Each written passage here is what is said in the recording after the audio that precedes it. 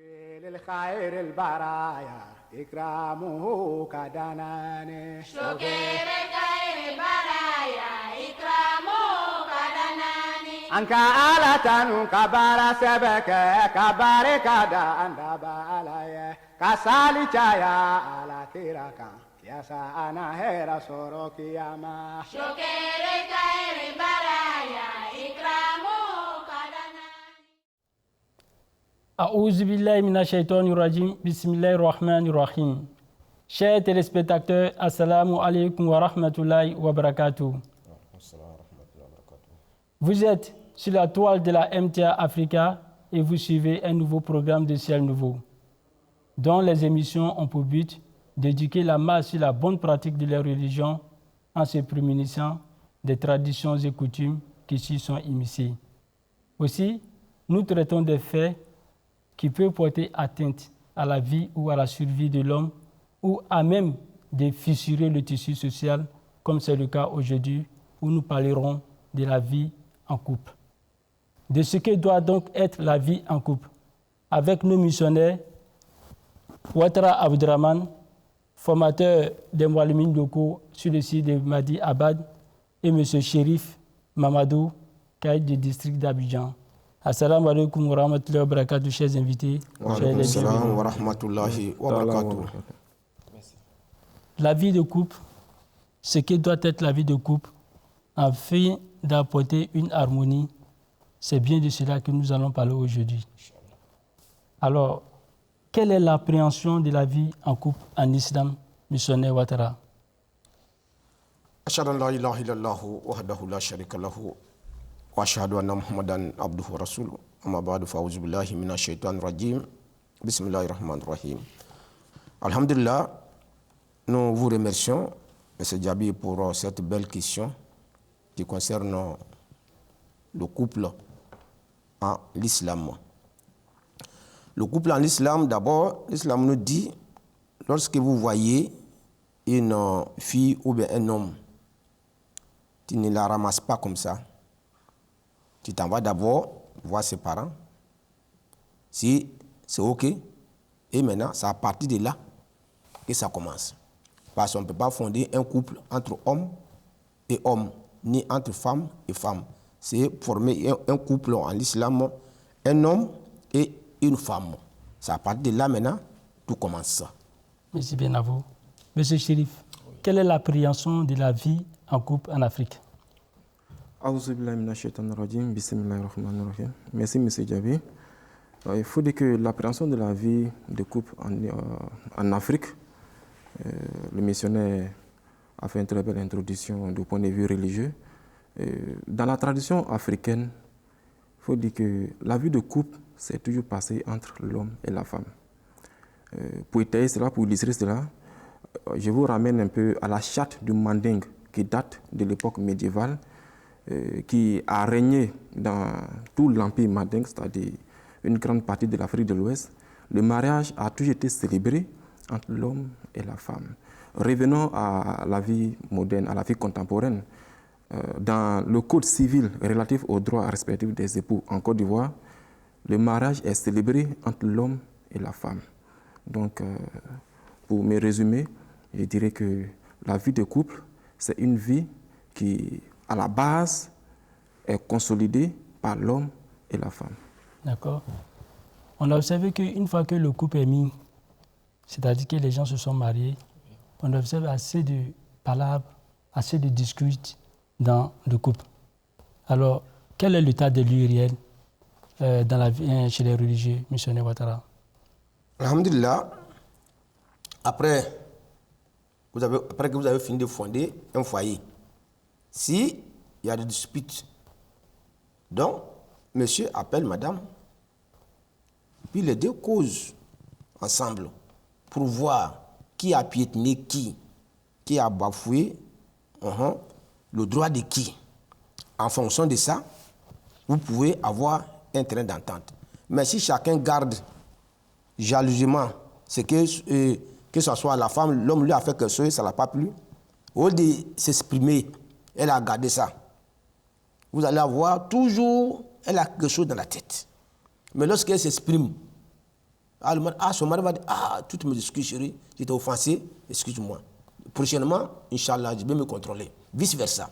Vous allez avoir, le climat est baissé. Et puis l'amour encore renaît de nouveau. Donc, si l'amour renaît de nouveau, vous allez voir, tous les disputes là vont disparaître. Mais si chacun garde jalousement quelque chose dans son cœur qu'il n'a pas dit, ce n'est pas la bonne manière. L'islam dit qu'il faut communiquer toujours. La communication facilite, agréer l'amour toujours dans le foyer.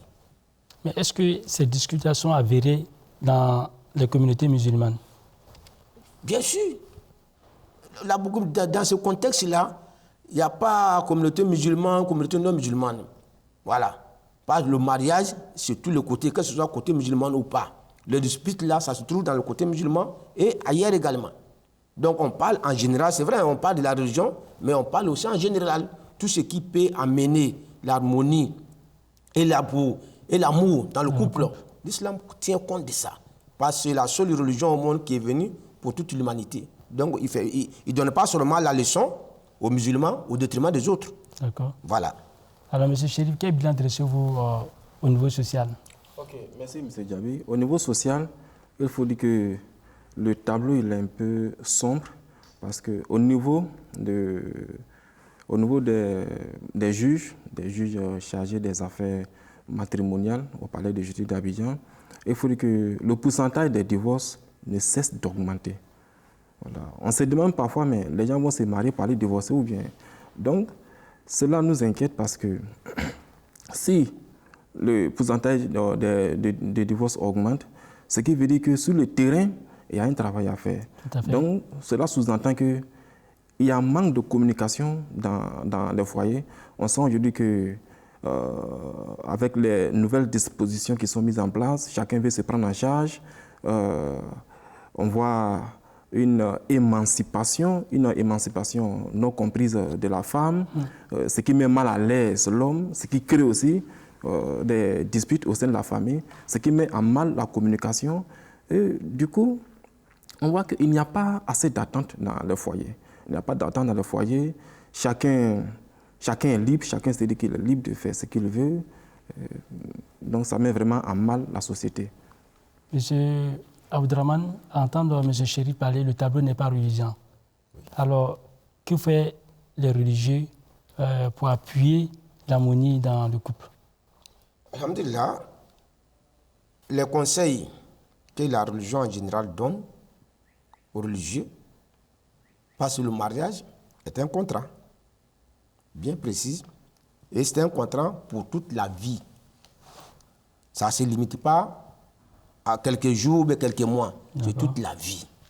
Donc, voilà pourquoi en général, on ne donne pas une femme à un homme, on octroie, on te confie. Si on t'a confié quelque chose, toi qui es le mari, tu es le responsable de la gérance même de la femme. Donc, quelque part, s'il y a des obstacles, on t'a confié. Tu vois quelque part, il y a obstacle, ça ne marche pas. Qu'est-ce qui ne marche pas? Il faut regarder dans le rétroviseur. Ah, j'ai un problème. Qui peut résoudre le problème? C'est Allah subhanahu wa ta'ala. Donc, à travers les prières, les doigts, les supplications, alors Dieu aide-moi pour que le message que je suis en train de véhiculer, ma famille, ma femme, mes enfants puissent comprendre. Moi, j'ai fait ma part de responsabilité. Enseigner, éduquer, former. Mais pour qu'ils puissent assimiler, alors tu mets ça en prière. En mettant en prière, Allah subhanahu wa ta'ala nous aidera pour que l'harmonie puisse régner dans nos couples. Monsieur Chérif. Effectivement, le missionnaire a parlé d'un mot qui m'a beaucoup intéressé. Il a employé le mot contrat. Il faut dire que le mariage, c'est un contrat. On ne se marie pas parce que j'ai vu telle personne, la personne me plaît, donc on va se marier automatiquement, ou bien cette personne a l'argent. Mais le mariage obéit à un certain nombre de dispositions, de dispositifs qu'il faut réellement en tenir compte. L'homme, avant le mariage, doit être formé. Doit avoir des qualités de père. Voilà, parce qu'il va épouser une personne qui a une culture différente de sa culture. Donc, c'est deux cultures qui vont s'affronter. Et dans cet affrontement-là, L'homme, quand tu vis avec une personne, le conflit est inévitable. Le conflit va se venir, mais lorsque le conflit va arriver, comment vous allez gérer le conflit? C'est en cela que les hommes doivent se préparer. C'est pour cela que nous, nous menons parfois des actions. J'espère qu'on va aborder cet aspect-là. Tout à fait. Voilà. Donc, oui. Sans vous interrompre, Monsieur Abdrahmane, vous avez parlé tout de suite que vous avez donné des leçons qui montrent qu'il y a des critères pour pouvoir se marier. Oui. Mais qu'est-ce qu'il s'enseigne correctement? Alhamdulillah, merci M. Djabi, le frère Djabi, pour cette belle question. L'islam, c'est la religion qu'Allah subhanahu wa ta'ala a donnée à l'humanité. Si l'humanité a compris, a cerné le message de l'islam, partout où vous irez, vous sortez la tête haute. Dès d'abord, l'islam nous dit, on épouse une femme pour 4 raisons. Que ce soit religieusement, coutumièrement ou autre. Il y a 4 raisons qui poussent à chacun de choisir sa femme. Et il y a même les mêmes 4 raisons que pour qu'une femme aussi accepte la proposition d'un homme pour le mariage. Bon, pour d'autres, c'est la beauté qui m'intéresse. Elle est claire. Pour d'autres, elle est d'une famille noble. Pour d'autres, elle est riche. Elle est riche, elle va m'aider dans les dépenses de la maison. Pour d'autres, elle est une famille noble. À cause de la noblesse de la famille, je la prends. Pour d'autres, parce qu'elle est l'homme, elle a la droiture, elle a la crainte de Dieu, elle a taqwa. Voici les 4 critères que tout mariage se font dans le monde, que ce soit dans la religion, en dehors de la religion. Et le prophète sallallahu alayhi wa sallam nous a encouragé de faire quoi? Il dit de prendre une femme, ou bien une femme, il faut accepter la proposition d'un homme qui a la droiture. Quand tu choisis un homme, ou bien une femme, pour sa foi, pour sa droiture, tarbati adak, tu es bien tombé. Parce qu'il ne peut pas faire autre chose qui va aller à l'encontre de Dieu. Il ne peut pas faire autre chose qui va à l'encontre de Dieu. Voilà pourquoi l'islam nous dit, quand on choisit, voilà, un homme pour sa foi, ou bien une femme pour sa foi, tu es bien tombé. D'accord. Mais que disent les textes arabes pour soutenir le texte arabe pour soutenir, le son prophète sallallahu alayhi wa sallam, tout le mara, les arba, les maliha, les jamaliha, les hasabiha, ou les diniha. Fafrouk, bidati din, tarbati yadak. Voilà, on épouse une femme pour 4 raisons, comme je viens de dire. Soit pour sa beauté, son argent, ou pour sa descendance, elle est famille noble, ou pour sa droiture. Mais le prophète, quand il prend une femme pour sa droiture, alhamdulillah, c'est bien tombé. Une femme aussi, quand vous allez accepter un homme pour sa droiture, c'est bien tombé. Mais si c'est par rapport à la richesse, il va te construire une villa, il va laisser. Il n'a pas la foi. La manière il t'a eu là, il va aller par d'autres comme ça. L'argent peut finir, la beauté peut disparaître. Après le mariage, 1 an, 2 ans, quand les 2 enfants, 3 enfants vont venir, la beauté va changer. Mais la foi qui est là, Allah. Est-ce que ces critères s'appuient aussi sur les hommes? C'est-à-dire, on voit que le prophète Mohammed a donné des critères quand tu veux marier une femme. Oui. Mais puisque le mariage, la vie de couple, c'est à 2. Oui. Et la femme, qu'est-ce qu'elle doit regarder? Voilà, je ne sais pas comment vous m'avez suivi. J'ai dit, par exemple, une femme accepte la proposition d'un homme. C'est le même critère. D'accord. Et il est riche, il peut s'occuper de mes parents. Ou bien, il est d'une famille noble. À cause de ça, mais c'est un prince. C'est une raison. C'est un joli garçon. D'autres aussi, il a la foi. Donc, si une femme aussi doit avoir les mêmes critères. Une femme, quand tu acceptes un homme pour sa foi, pour sa droiture, il ne va jamais te tromper, il ne va jamais te laisser à la maison. Tu veux quoi? Je t'ai donné une villa, je t'ai donné une voiture. Tu veux quoi? Ma rentrée sur tu veux contrôler ça. Vous voyez? Donc, si l'homme même est droit, alhamdulillah, si la femme aussi, elle a la foi. C'est vice-versa. Ce n'est pas seulement la femme. Hein. Quand quelqu'un te fait une proposition, ma chère, il faut vérifier d'abord. Il faut laisser son argent à côté, sa beauté à côté, sa descendance à côté. Tu regardes d'abord sa foi. Donc le prophète sur ça pousse la femme et un homme de baser sur le mariage, de baser sur la foi. Alhamdulillah, tarbati adak. Chacun de vous alors sera heureux, chacun de vous sera victorieux. Mais lorsque vous vous basez sur le matérialisme, c'est pas sûr que ça peut continuer. D'accord. Alors, M. Chérif, quels critères pour le mariage, pour l'harmonie aussi de la vie de couple? Le premier critère pour le mariage, d'abord, les deux personnes qui consentent à se marier doivent d'abord se connaître. Ils doivent tomber d'accord, ils doivent quand même discuter. Voilà. Donc, après cela, s'ils ont l'âge pour se marier, alors au niveau de l'état civil, on peut les accepter, le maire peut prononcer le mariage. Donc ça, c'est le premier critère, d'abord se connaître. Se connaître aussi implique la communication. La communication, les personnes qui consentent à se marier doivent beaucoup communiquer. Excusez-moi de vous interrompre. Oui. Comment est-ce qu'ils vont se connaître? Puisque en islam déjà, il y a des critères pour le mariage. Comment ils vont se connaître? Effectivement, on ne peut pas rester, je prends un exemple, je ne peux pas rester en France et épouser une fille à Abidjan si nous ne nous connaissons pas. N'est-ce pas? C'est pour cela que le mariage, en Côte d'Ivoire, le mariage par procuration est interdit. La personne qui doit se marier doit être sur la place. Le mariage par procuration, c'est-à-dire quoi? Je suis à l'étranger, j'appelle mon frère qui est à Abidjan, il me représente à la mairie comme si je suis le mari. Ça, c'est interdit dans la loi. C'est d'ailleurs même sanctionné. Donc, avant que vous vous mariez, vous devez vous connaître ici, il faut attendre par là, vous devez voir d'abord la femme.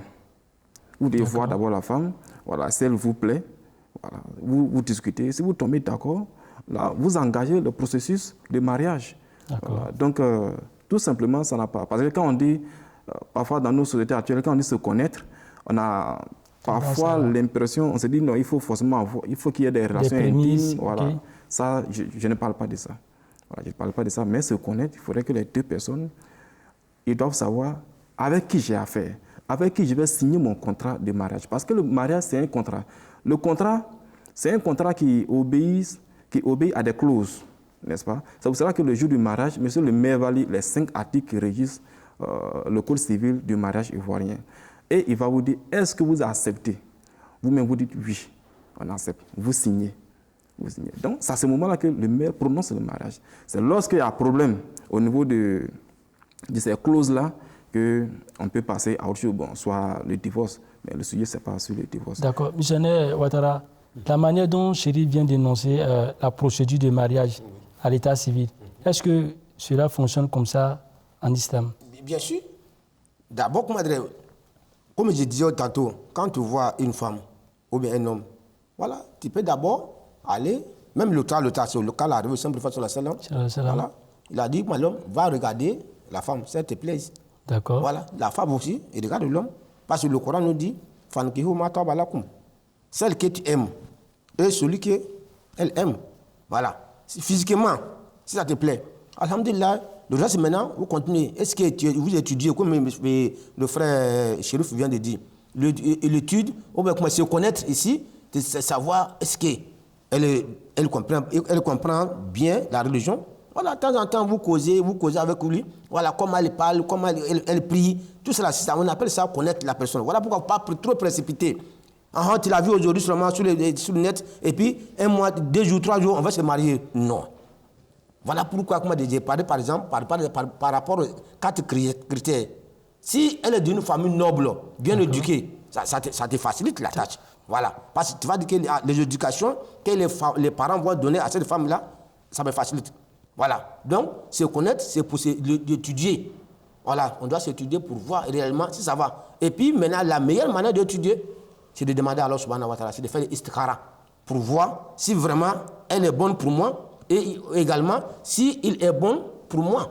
Tous les deux côtés, on fait istikhara pour savoir si Dieu a guidé votre pas. Alhamdulillah, vous pouvez faire maintenant votre engagement. Connaître seulement, ce n'est pas l'autre côté, ce n'est pas pour aller, comme souvent la femme déménage sur l'homme. Il dit, on est en train de se connaître 1 an, 2 ans, à la suite de quoi 4, 5 garçons vont sortir. Il va dire que non, ce n'est pas femme de ma vie. Et puis maintenant, paf, elle se retourne malheureusement ses parents. C'est malheureux, c'est malheureux. Dans beaucoup de cas. Oui. Je voulais ajouter à ce que le missionnaire vient de dire.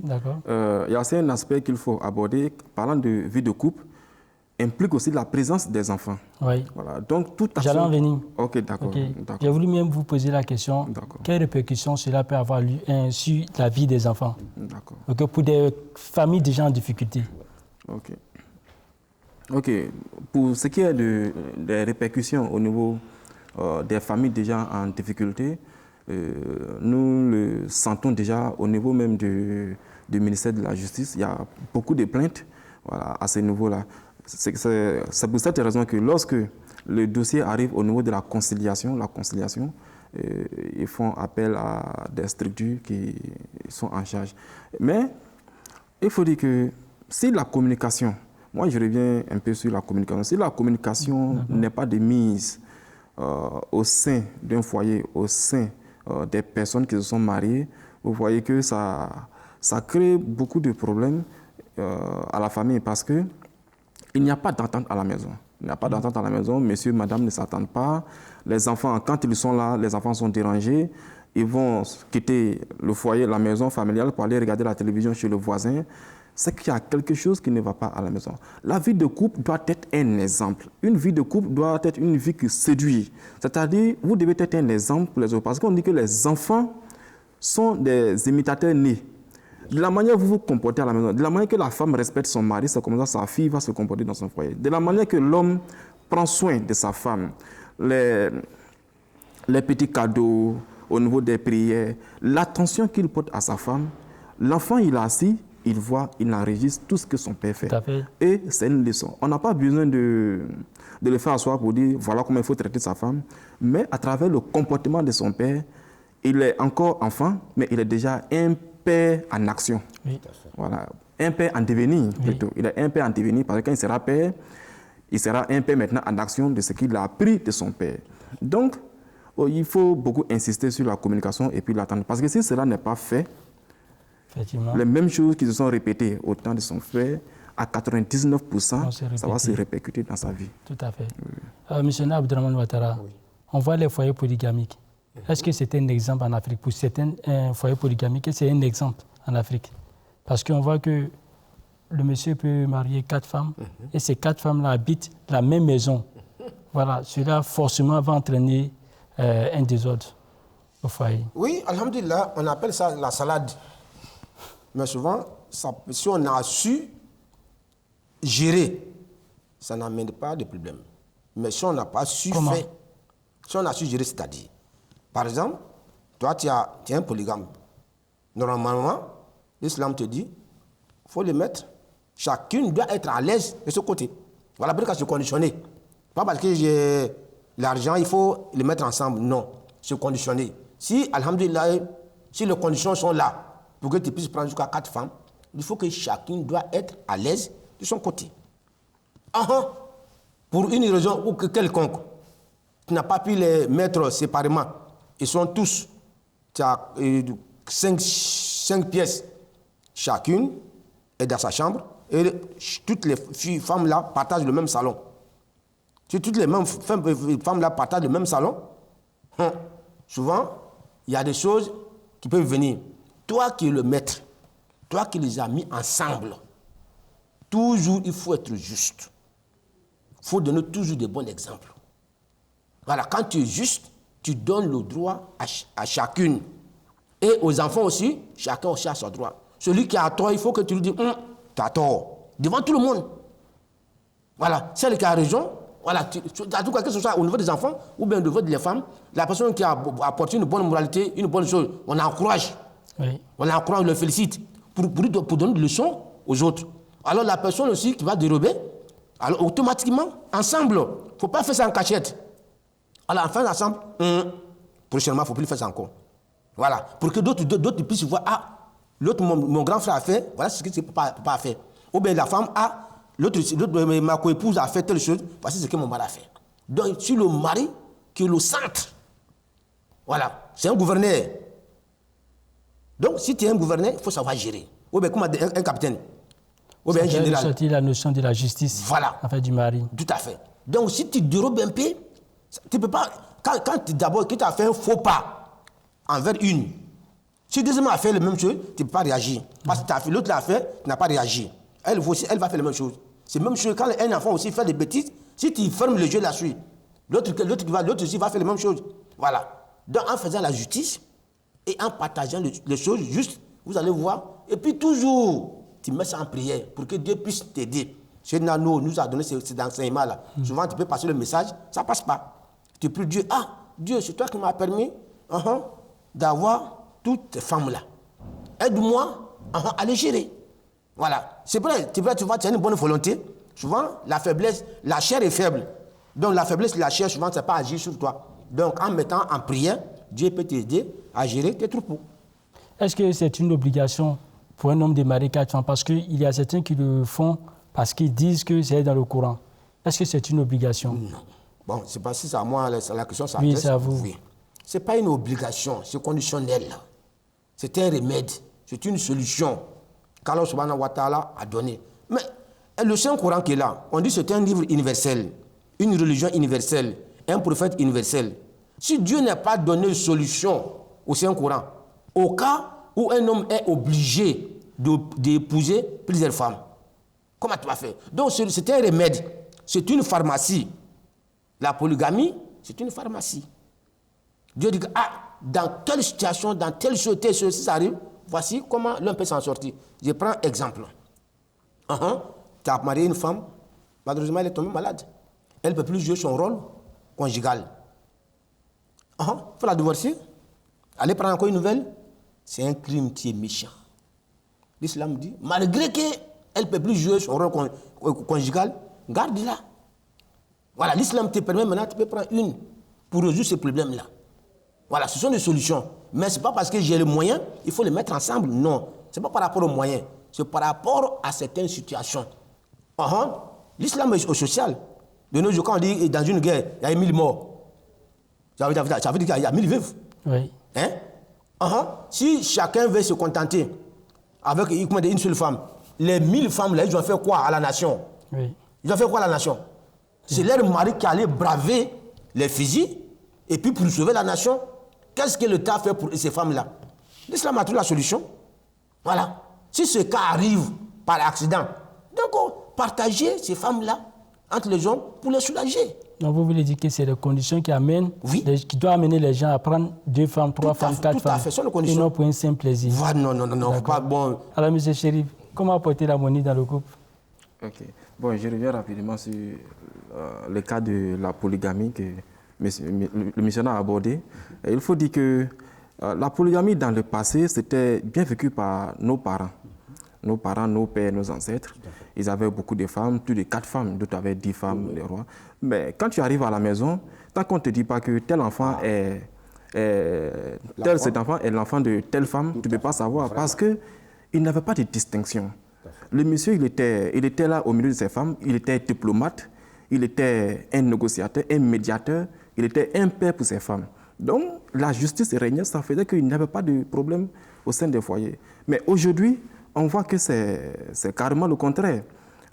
On est dit, on est musulman, c'est vrai, l'islam ne condamne pas, l'islam permet la polygamie, mais aujourd'hui, quand on voit les foyers polygames, on a du mal, ça n'attire pas. Ça n'attire pas. Parce que quand tu arrives, c'est d'abord le désordre. Parce que l'esprit de justice n'existe pas. L'esprit de justice n'y est pas. Ça n'a rien à voir avec le mari. Est-ce que le mari a l'argent, n'a pas l'argent? Non. Il faudrait que l'homme lui-même il soit juste, il soit honnête envers lui-même. Voilà. Et aujourd'hui, c'est ce qui manque beaucoup. Maintenant, revenant à la question que vous m'avez posée, l'harmonie dans le couple. Et comme il avait dit, l'harmonie dans le couple, il faudrait que l'homme et sa femme, vous devez être des complices. Assez rapidement. Oui, vous devez être des complices. Ta femme doit être ta confidence. Voilà. Il ne devait pas avoir des secrets cachés. Chers invités, merci d'avoir pris part à ce plateau. Je vous en prie. Chers téléspectateurs, ainsi ça cette émission. N'oubliez pas que la communication, l'entente, la justice, telle que c'est ressorti au dit de nos invités, est capitale dans le fondement d'un foyer. Sur ce, assalamu alaikum wa rahmatullahi wa barakatuh. Wa alaikum salam wa rahmatullahi wa barakatuh.